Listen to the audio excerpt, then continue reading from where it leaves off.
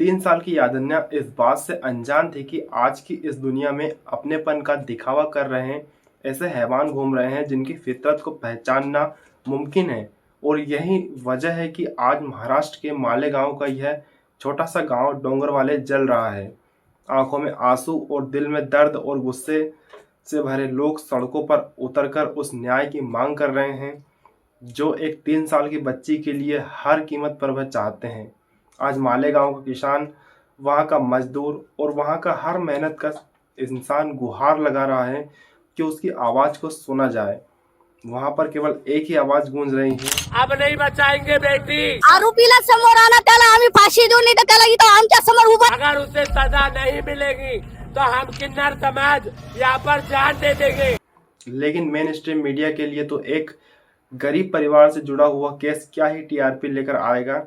इसलिए मेरी आप सभी से गुजारिश है कि इस वीडियो को जितना हो सके सभी तक पहुंचाइए, सभी तक शेयर कीजिए, क्योंकि इस घटना ने न सिर्फ इंसानियत को शर्मिंदा कर दिया है बल्कि आज हमारी चुप्पी भविष्य में ऐसे और अपराधियों को बढ़ावा देगी। यह केस है मालेगांव के लगभग 2000 की आबादी वाले गांव डोंगरवाले का, जहां मेजरली किसान और दिहाड़ी मजदूर रहते हैं। और उसी गांव में रहती है 3 साल की यादन्या, जिसके पिता पेशे से फोटोग्राफर थे और माँ घर का कामकाज संभालती थी। यादन्या की छोटी बहन भी थी जो मात्र 1 साल की थी। 16 नवंबर 2025 की शाम लगभग 3 या 4 बजे के करीब का समय हो रहा था। यादन्या रोज की तरह घर से बाहर बरामदे में खेल रही थी। उस वक्त उसकी माँ, दादी और आंटी घर के अंदर उसकी छोटी बहन के साथ थे। कुछ ही मिनटों के बाद उन्हें एहसास हुआ कि यादन्या के बाहर खेलने की आवाज़ नहीं आ रही है। शुरुआत में उन्हें लगा कि शायद वह आसपास में कहीं खेल रही होगी, लेकिन 35 से 40 मिनट बीत जाने पर जब यादन्या घर नहीं लौटती है तो उनकी घबराहट और ज़्यादा बढ़ जाती है। यादन्या के पिता उस वक्त फोटोग्राफी के काम से बाहर गए हुए थे। आसपास से लेकर पास के गली मोहल्ले सभी जगह यादन्या की खोज में वो लोग लग जाते हैं। शाम ढल रही थी और बढ़ते अंधेरे से उम्मीद भी धुंधलाती जा रही थी। ऊपर से यह ठहरा एक छोटा सा गांव जहां न कोई सीसीटीवी था और न ही कोई प्रॉपर लाइटिंग। शाम का लगभग 7:30 बजे का समय होता है और गांव वालों की यह खोज उन्हें यादन्या के घर से लगभग 300 मीटर दूर मोबाइल टावर तक ले गई, क्योंकि कंपाउंड वाल के पास एक झाड़ियों में उन्हें यादन्या की लाश पड़ी हुई मिली। उसके शरीर पर चोट के निशान मिलते हैं और सर को एक भारी पत्थर से कुचला गया था, जो उसी की लाश के पास पड़ा हुआ मिलता है। एक नन्ही सी जान का यह हश्र देखकर न सिर्फ सभी के रोंगटे खड़े हो गए बल्कि दिल दर्द से भर उठा। घर से मात्र 300 मीटर दूर उसकी बॉडी का मिलना यह इशारा कर रहा था कि कातिल कोई आसपास का ही है और शायद इस अपराध को इसी गांव में अंजाम दिया गया है। जब पुलिस ने सभी घर वालों और आसपास के गांव वालों से पूछताछ करना शुरू किया तो पता चलता है कि यादन्या हमेशा घर के पास ही मोहल्ले के बच्चों के साथ खेला करती थी।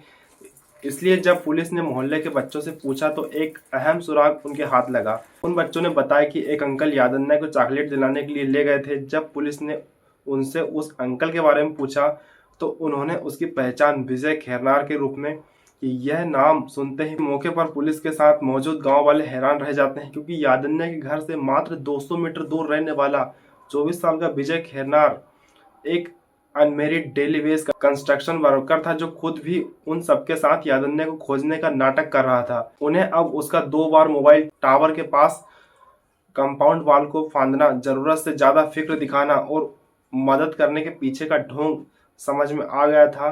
रात लगभग 8:30 बजे पुलिस विजय खैरनार को अरेस्ट कर मालेगांव तालुका पुलिस स्टेशन ले जाती है, जहां उसकी अच्छी खातिरदारी करने के बाद उसने अपने इस घिनौने जुर्म की दास्तां को बताना शुरू कर दिया। विजय का यादन्या के पिता से महीने भर पहले किसी बात को लेकर झगड़ा हो जाता है और वह इसी झगड़े का बदला लेने की फिराक में था और झगड़े का बदला लेना चाहता था, लेकिन अफसोस उसने इसके लिए एक बेहद नीच और घिनौना रास्ता चुना। और यही वजह थी कि शराब के नशे में डूबे विजय खैरनार ने 16 नवंबर 2025 की शाम 3 या 4 बजे के करीब यादन्या को अपने घर के बाहर खेलते देखा और उसके दिमाग में एक शैतानी ख्याल आता है, जिसे अंजाम देने के लिए उसने यादन्या को चॉकलेट दिलाने के बहाने साथ लेकर चला जाता है वहां से। लेकिन विजय की नीयत सिर्फ यादन्या का मर्डर करके उसके पिता से बदला लेने की नहीं थी, बल्कि घटिया और घिनौनेपन की उस सीमा को भी वह लांघ चुका था जिसकी नर्क में भी कोई माफी नहीं है।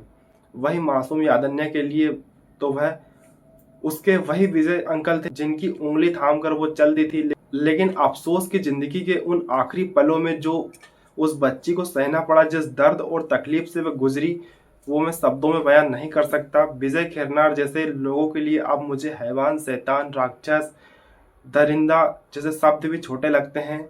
यादन्या की चीखें विजय के घर की 4 दीवारों के भीतर ही मिट गई और वहीं पर उसने उसे मौत के घाट उतार दिया। ने उस बच्चे की मृत्यु की थी। देखिए इनोसेंट बन के बैठा हुआ है ये। देखिए क्या कुछ हुआ था जो तुमने उस बच्चे को मार डाला। बाद में अंधेरे का फायदा उठाकर उसने अपने घर के पास लगे सुनसान इलाके में लाश को ठिकाने लगा दिया और चेहरे को भारी पत्थर से कुचल दिया। यादन्या के माँ बाप के दिल पर क्या गुजर रही होगी, यह बात शायद लफ्जों में कभी समझी नहीं जा सकती। आज यादन्या का कमरा वही है, उसके खिलौने वहीं रखे हुए हैं, पर उनको छूने वाले छोटे छोटे हाथ अब शायद कभी वापस नहीं आएंगे।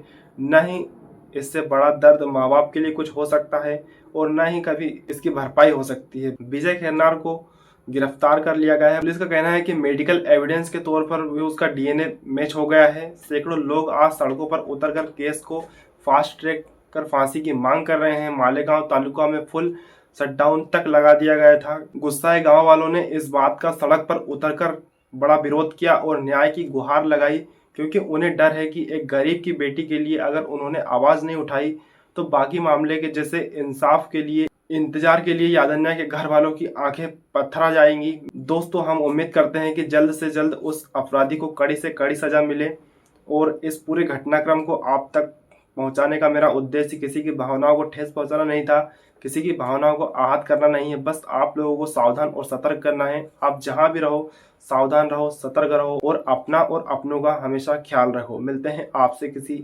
ऐसी ही अगली सच्ची घटना के साथ। तब तक के लिए आप जहां भी हो सुरक्षित रहो।